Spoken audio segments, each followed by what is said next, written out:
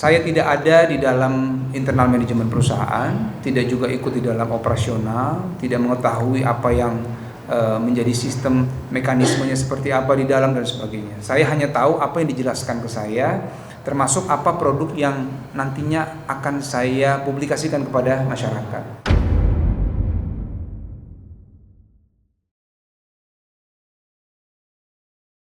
Lama tak terlihat di layar kaca, nama Dude Harlino tiba-tiba ramai di jejaring media sosial. Usut punya usut, aktor yang baru saja ulang tahun pada 2 Desember kemarin ternyata digeruduk lewat akun media sosial oleh sejumlah nasabah Dana Syariah Indonesia. Bukan tanpa alasan, sejumlah nasabah yang kemudian bernaung dalam paguyuban nasabah ini mempertanyakan dana mereka yang tertahan, di mana Dude dan sang istri Alisa Subandono menjadi brand ambasador DSI. Saya adalah sebagai brand ambassador bersama dengan Ica, karena saya dan Ica sebagai brand ambassador dari Dana Syariah terhitung sudah 3 tahun. DM langsung bertanya, Mas, apa yang terjadi dan sebagainya, karena saya sebagai brand ambassador. Posisi saya sebagai brand ambassador memang dibatasi dengan pasal-pasal yang ada di kontrak. Saya tidak ada di dalam internal manajemen perusahaan, tidak juga ikut di dalam operasional, tidak mengetahui apa yang menjadi sistem mekanismenya seperti apa di dalam dan sebagainya. Saya hanya tahu apa yang dijelaskan ke saya, termasuk apa produk yang nantinya akan saya publikasikan kepada masyarakat. Meski ogah dikaitkan dengan internal masalah yang terjadi di internal DSI, namun sebagai brand ambassador, Dude merasa punya tanggung jawab moral atas keluhan nasabah yang merugi dengan nominal fantastis 1,2 triliun rupiah. Di dalam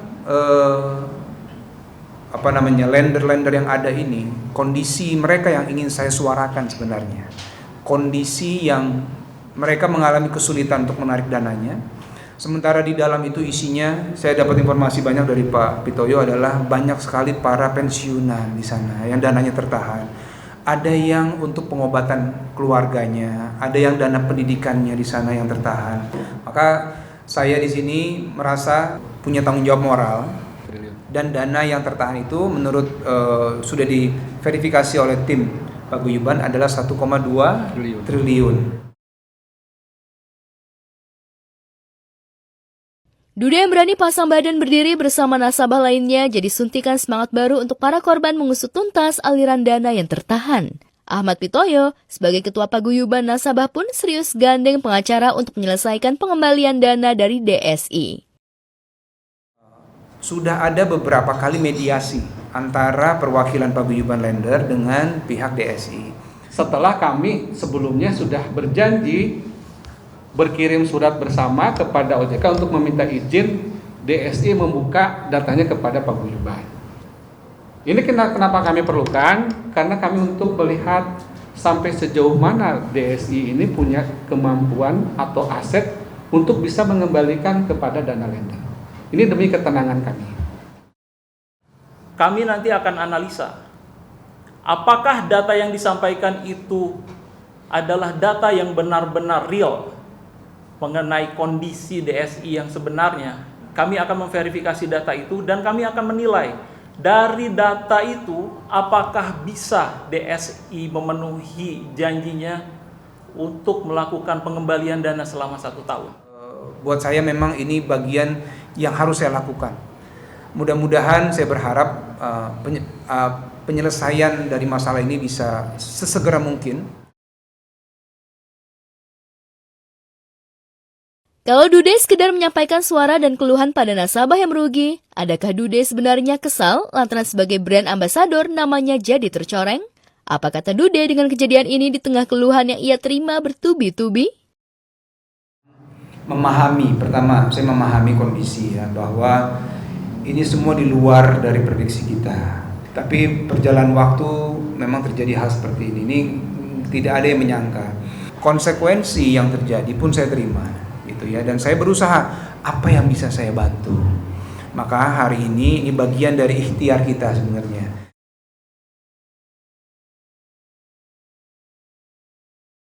Namanya juga ikut tercoreng, Dude memang pasang badan ikut membela para korban. Tapi sialnya, di tengah upaya Dude ini, netizen justru mempertanyakan peran Alisa Subandono yang tidak terlihat. Padahal peran brand ambassador ini dipegang oleh Dude Alisa. Apalagi publik tahu jika Alisa ternyata hanya 5 tahun SD, cum laude raih gelar sarjana hingga lulusan S2 jurusan Corporate Communication. Dengan kecerdasan itu, peran Alisa pun jadi dipertanyakan. Kalau Ica menyerahkan ke saya, ya, karena memang saya juga bilang sama Ica untuk hal ini memang biar saya yang bisa bersikap gitu ya. Jadi begini, ada konsep di sekolahnya dulu tuh namanya akselerasi. Jadi akselerasi itu anak-anak yang nilainya bagus, kemudian dinaikkan kelasnya lebih cepat. Kecerdasan itu kepake kan bisa dimanapun sebenarnya ya, bisa di dalam rumah tangga, bisa nanti untuk anak-anak mendidik gitu ya. Dan sekarang kan Ica fokus banget nih mendidik anak-anak ya. Dan saya bilang sama Ica, tolong apa yang Ica sudah bisa terapkan dulu di sekolah, terapkan ini buat anak-anak.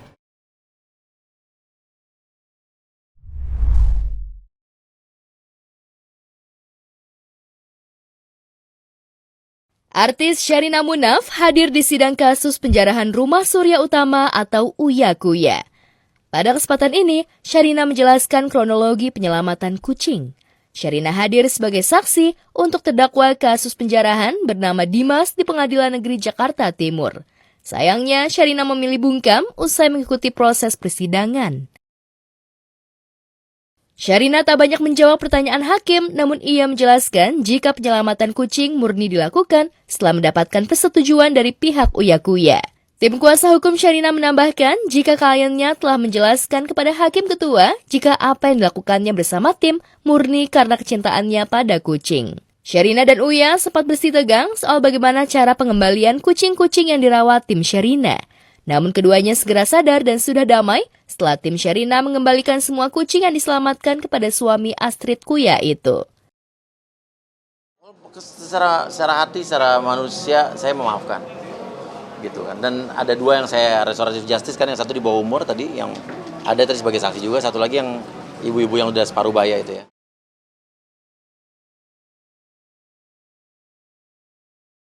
Terlepas dari soal itu, Uya Kuya yang sebelumnya juga hadir sebagai saksi menegaskan jika ia tetap akan melanjutkan proses hukum terhadap pelaku penjara rumahnya.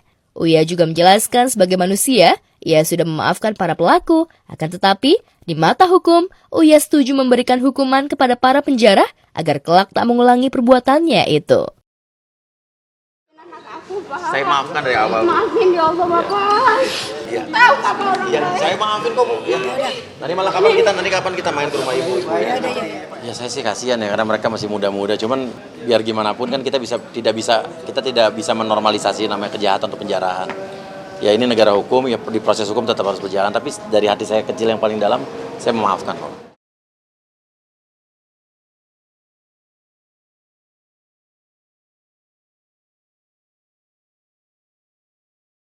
Cari berita selebriti dan lifestyle yang lagi viral. Di sini tempatnya. Yuk subscribe, like, dan share. Oke Zone Woman, educate, empower, and elevate.